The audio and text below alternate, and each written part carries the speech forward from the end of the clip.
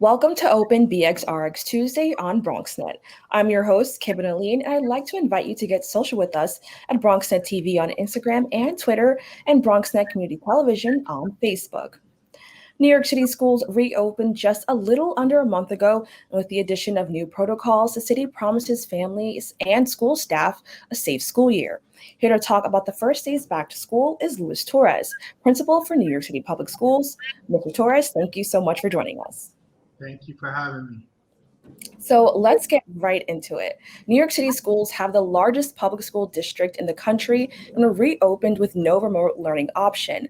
What were your thoughts upon learning this? Well, at some point we were going to have to get back into the school building.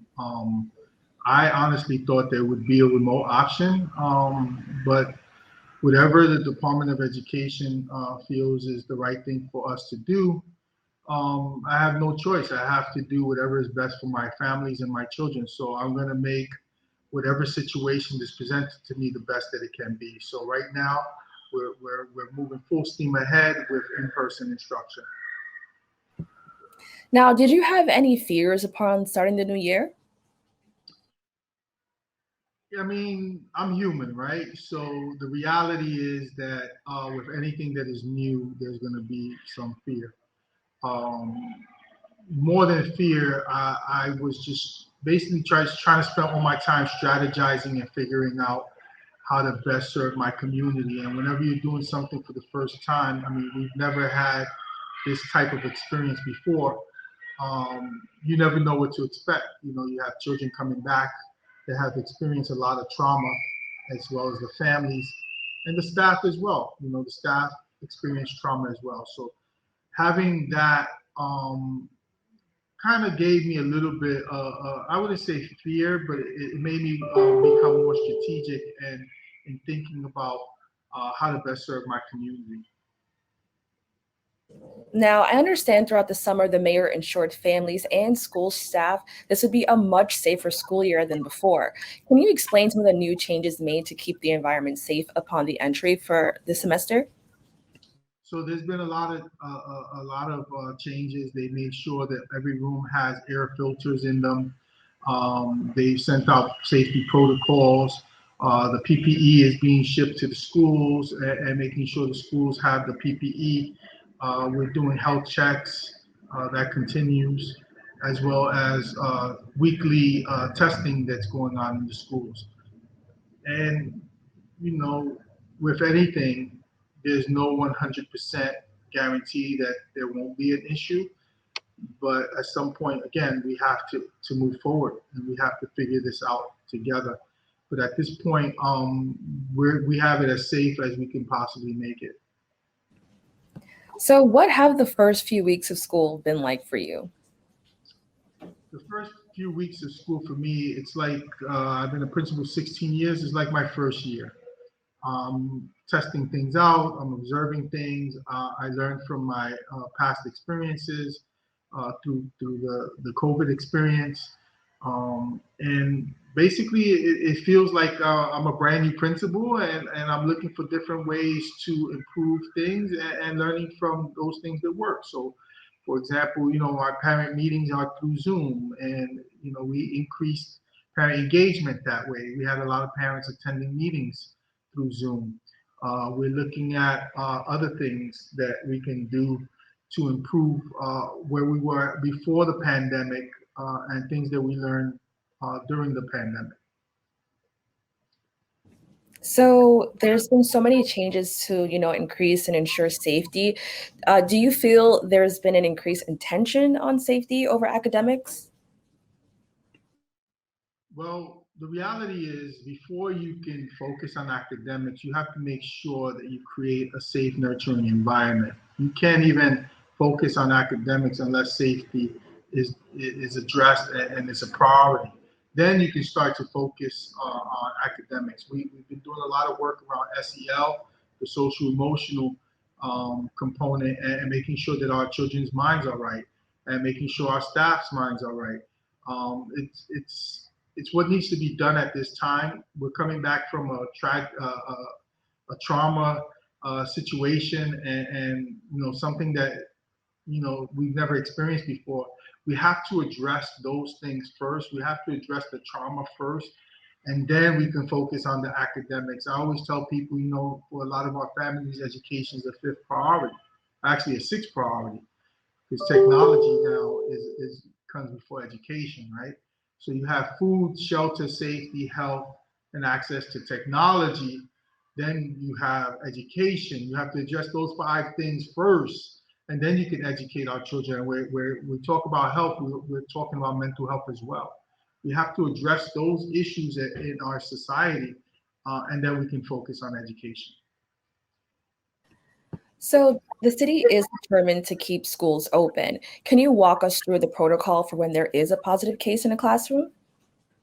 Well, it hasn't changed much. You have a positive case in the classroom. The child is sent to the isolation room. Parent is contacted, and then we have what is called the situation room. Will determine whether the class needs to be shut down or if the school needs to be shut down, depending on the severity of the cases and the exposures. So the processes that were in place during COVID continue. That hasn't changed much. And it's really the schools working together with the situation room to make sure that we are doing what's best for the school and the best interest of the school. But let's hope that we don't have any positive cases in my school. But the reality is there are systems in place if there is a positive case, and we want to limit as much as possible the spread or the exposure to others. That's a really great point. So that kind of leads into this. New York City made plans to increase testing. All New York City public schools will conduct randomized weekly testing rather than biweekly testing. Do you feel this will be enough to combat the spread of COVID? Well, if we had all the answers, we wouldn't be where we are right now, right? We have to put in place what we feel will limit as much of the spread and the issue. So even before the city introduced the COVID testing, the weekly testing that we're doing now, our school has a Montefiore clinic in it, and Montefiore provides rapid testing here in our school. It's not the case in every school, but most community schools have that option. So I strongly feel that having testing available and getting the results right away can help us to limit the spread and ensure that all of our children and families are safe. Now, with a focus on the students, what's it like running a school with young people who have a responsibility to keep themselves safe and wear masks daily? So at the elementary level, it's a little bit challenging the younger you go down in the grades, right? So the 3K pre-K, it's a challenge every day to have a 3-year-olds and 4-year-olds wearing a mask. As you move up the grades, it's a little bit easier because the children understand the severity and understand why wearing masks are important. I'm fortunate that our school we've been training our children early on, so we pretty much don't have a lot of issues with children not wearing masks. But again, when you have a 3-year-old, it's a whole different world with a 3-year-old. You have to build up their ability to understand and wear the mask. Now, I'd really like to know, have discussions about vaccine mandates made it more challenging to lead your school? I don't think the conversations are the issue. I think more than anything are the actions that are going to be taken. At some point, people who are not vaccinated won't be able to work in our school system, and that will lead to, of course, schools having vacancies and people who will not be returning. So that's going to be the challenge is providing coverage wherever there are gaps. Strategically, I've created partnerships with colleges and other things. So I'm always looking to have like a backup to the backup plan, So it's going to be a challenge. And I understand why the Department of Education is doing it, but it's going to be a challenge to fill gaps.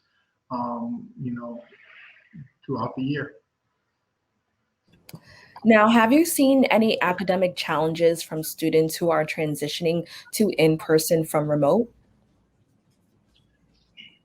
Right now, a lot of our focus has been on the social emotional, and we're currently doing the assessments. In the coming months, we'll have a better idea as we continue to do assessments and we start to take away the baggage that the children are coming in with as to what we need to be doing academically and where the children are academically. But I can tell you that based on just human nature and the world, that whenever you have a situation like this, that everyone's going to have some kind of loss. It would be almost impossible for you not to have a loss. It was broken education for a little bit. It's also the mental health aspect of it and the stresses that cause our children to block certain things. With all of that said, we know that all of our children are going to need some extra support. Lastly, can you just, there's so many things changing with COVID and schooling. What are your hopes for the future of New York City public schools in regards to safety and education? My hope for the schools is that we will grow and learn from the mistakes of the past and also learn and grow from the things that worked. We should not throw the baby out with the bathwater, like people always say. There was a lot of great things that came out of the pandemic as far as education, ending the digital divide and ensuring that all of our children have adequate resources. That needs to continue, and actually we need to push it even more so that we ensure that all children have access to all the resources that they need to be successful in life and in school. So, if there's anything, we just got to keep pushing forward and not go back to normal. Normal was not good for everyone. All right. Well, thank you so much for joining us. Thank you. I appreciate this. We'll be right back.